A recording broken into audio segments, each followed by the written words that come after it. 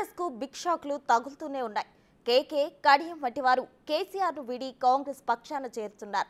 దీంతో కేటీఆర్, హరీష్ సహా ఆ పార్టీ నేతల్లో ఫ్రస్ట్రేషన్ పెరిగిపోతోంది. వలస నేతలపై తీవ్ర విమర్శలు చేస్తున్నారు. వారికి కేకే అదే స్థాయిలో రిప్లై ఇచ్చారు. హాల్ నిండా బ్రహ్మాండంగా పరిగిల ఉత్సాహంగా ఉండే ఆడ పోయినాక నేను మహేందర్ అన్నతో అంటి ఇంతకుముందు కారులో వేపిన చూడు ముచ్చట అది చెప్పు అన్న.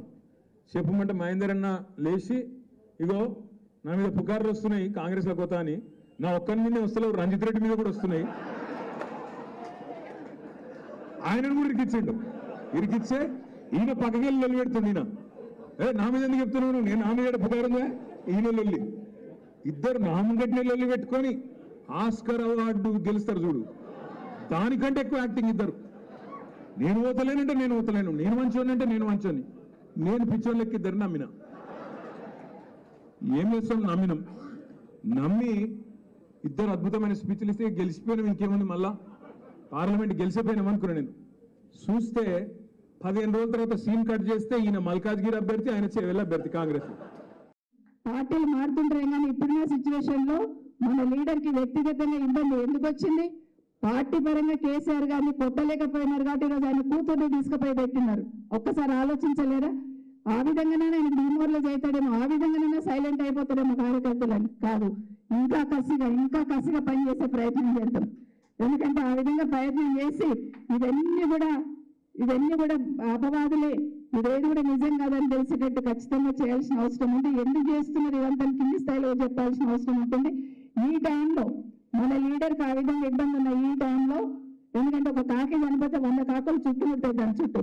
కానీ ఈరోజు కేసీఆర్ గారి బిడ్డ అక్కడ ఉన్నప్పుడు ఈ టైంలో పార్టీ మారాలని నిర్ణయం తీసుకుంటున్న వాళ్ళు మానవత్వం లేని వాళ్ళని మాత్రం గుర్తు చేస్తున్నాం.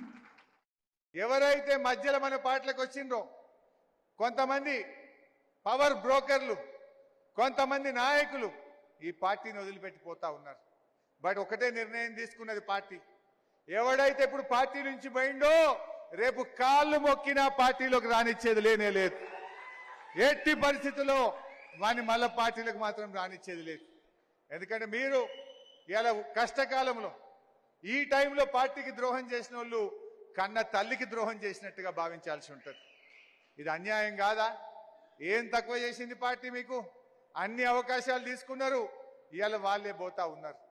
తప్పకుండా రేపు రాబోయే రోజుల్లో కష్టపడ్డ కార్యకర్తలకు, నిలబడ్డ నాయకులను గుండెల్లో పెట్టుకొని కంటికి రెప్పలాగా కాపాడుకుంటామని మనం చేస్తా ఉన్నా. కేసీఆర్ ఇచ్చింది నాకు Rajya Sabha membership.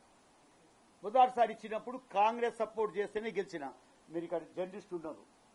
Second vote Congress ఇస్తేనే నాకు వచ్చింది. కేసీఆర్ టీఆర్ఎస్ రాలేదు. సెకండ్ ఓటు కాంగ్రెస్ వచ్చింది. సెకండ్ టైం నాకు ఇచ్చిండు. నాకు ఇచ్చింది రాజ్యసభ మెంబర్. ఆ మాట అంటే నిజంగానే చూస్తే నాకు BRS, KCR, KTR they have done good. I can't find. But since you have asked such question, if that is asked by KTR, I would like to tell him he has given nothing at all. Tuppence. What is that I have not seen? None of them his father has not seen. That post I have seen. I am in charge of 4 states. I made 4 chief ministers, including Pranab Mukherjee state.